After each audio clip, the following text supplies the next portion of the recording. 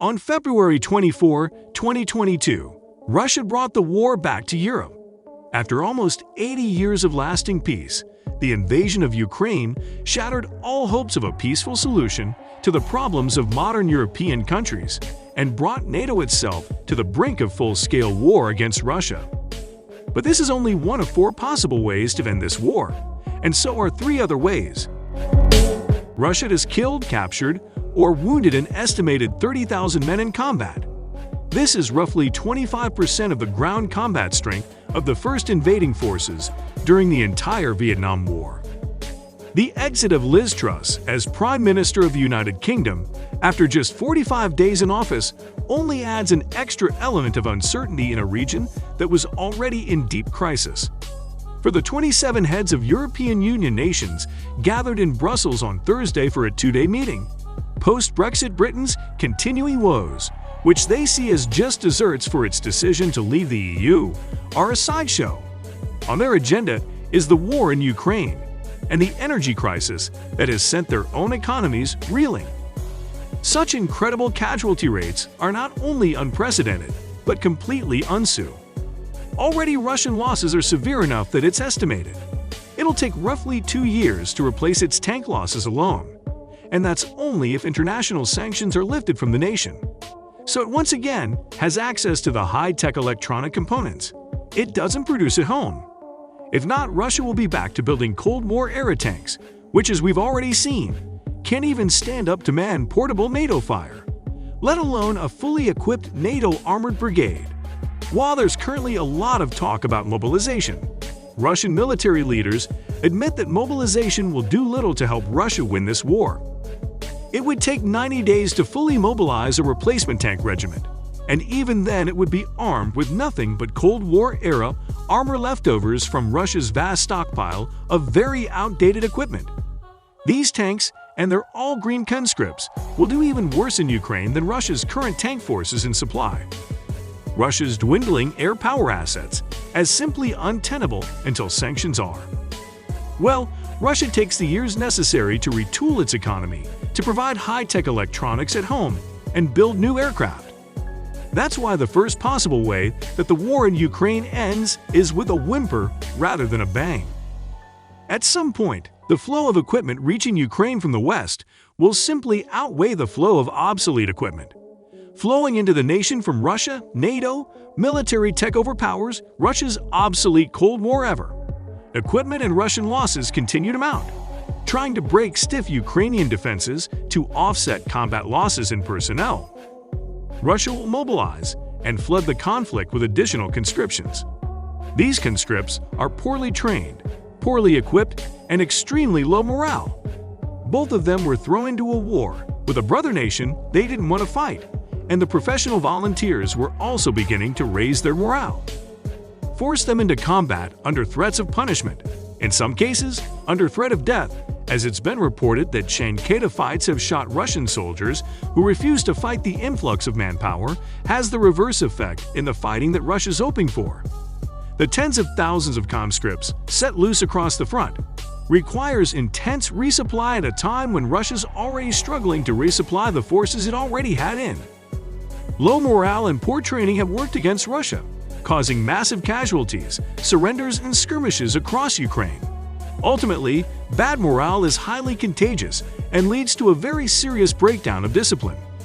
We have already seen a Russian tank commander have his leg broken by his men in anger at the heavy casualties his unit suffered. Inevitably, a further Russian advance into Ukraine simply becomes impossible, and the offensive. Putin declares victory by saying that he has taken the Donbass region and secured the vital seaport of Mariupol and the all-important waterways leading to Crimea that Ukraine had previously dammed off after Russia seizes the peninsula illegally in 2014. While this is far from Putin's original goal of overthrowing the Ukrainian government and establishing a puppet government, Russia is of great strategic and economic importance to Ukraine, while choking about half of Ukraine's export capacity. Still dominate the region. The situation is not good for Russia, but it is not terrible either. And if one overlooks the staggering casualties it took to get there, one might even consider it a win. However, the Ukrainians would have to accept the situation, and it's unlikely they're willing to simply give a quarter of their country over to Russians, especially if they're winning. And while certainly Ukraine isn't winning, it's definitely not losing either. Despite previously being convinced that Putin had no interest in physically occupying Ukraine, given Putin's lies about his laundry list, there are every indication that this is no longer the case. Was also probably a pre-planned act of deception in the Russian-occupied territories. The Russian government now guarantees pensions to Ukrainian citizens living there, has adopted the ruble as its official currency, and has replaced road signs with Russian ones. A massive effort to crucify the occupied territories is underway, with frightening speed, and perhaps most worryingly of all is the fact that one of the first things being brought into occupied territories is Russian television. This means that for citizens in occupied Ukraine, their only news source is now Russian state-run news, and its non-stop blitzkrieg of propaganda. Putin clearly has no plans to return the occupied territories to Ukraine. But if Ukraine fought? On the modern Eastern Front in Ukraine, Ukrainian forces are attacking Russian positions and liberating villages. But they are also losing ground in the south. The entire front is front and back reminiscent of 20th century warfare.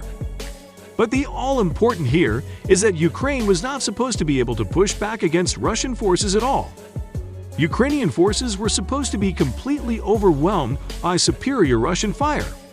And yet we've discovered that Russia is almost as big a threat to itself due to incompetence, bad morale, and bad equipment, and worse training as it is to Ukraine. Ukraine simply refused to accept Russia's occupation and could have continued to fight. The battle is over. Europe may be less enthusiastic about supporting the ongoing war in Ukraine, but it need not be. In terms of overall contributions to Ukraine, Europe's contributions are a little above symbolic, with the lion's share of support coming from the United States. In recent meetings with America's defense industry leaders, President Joe Biden worked to create a strategy for the ongoing resupply of Ukraine. Even if the war drags on for years, the U.S. appears ready to continue supporting Ukraine as long as it is willing to fight. The initial attitude of not supporting Ukraine with heavy equipment has already changed. This was due to this overwhelming performance by the Ukrainian army and the equally overwhelming incompetence of the Russians. Western analysts predicted Ukraine would fall within 3 days, and nobody believed that Ukraine's military could survive, let alone beat back the Russian assault of Kyiv even beyond. Now that the U.S. believes Ukraine can fight for months, even years, it opens up the door for providing Ukraine with heavier equipment. The United States already provides Soviet-made helicopters supplied by other countries and other equipment already familiar to Ukrainians. But there is reason to believe that if the stalemate in the East continues, with Ukraine dedicated to fighting for years, the United States will start using the latest American-made equipment in Ukraine. Ukraine has much better refueling capabilities than Russia.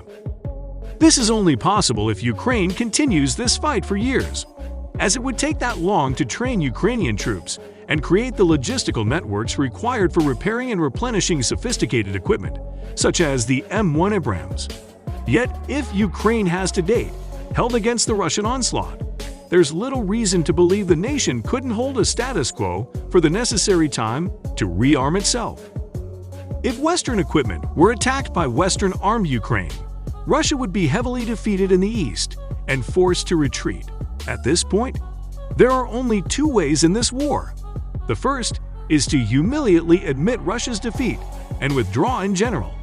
This is highly unlikely, but with the cost of the war continuing to add to Russia, Ukraine may be able to force its defeat even with its current equipment. However, this would be an admission of catastrophic failure to be remembered for all of Russian history, and is an unlikely move to be made by any Russian public. The second way this could end is with the use of weapons of mass destruction against Ukrainian forces. This includes nuclear, biological, or chemical weapons. Russia does not currently possess weapons of mass destruction and will not be subject to retaliation for the use of weapons of mass destruction by Ukraine. Worry the most. Russia has already sown the seeds to justify the use of D by crafting propaganda, claiming that Ukraine itself is working on chemical and biological weapons under the supervision of Russia's favorite boogeyman, the United States. That's it for today, guys. See you in the next one.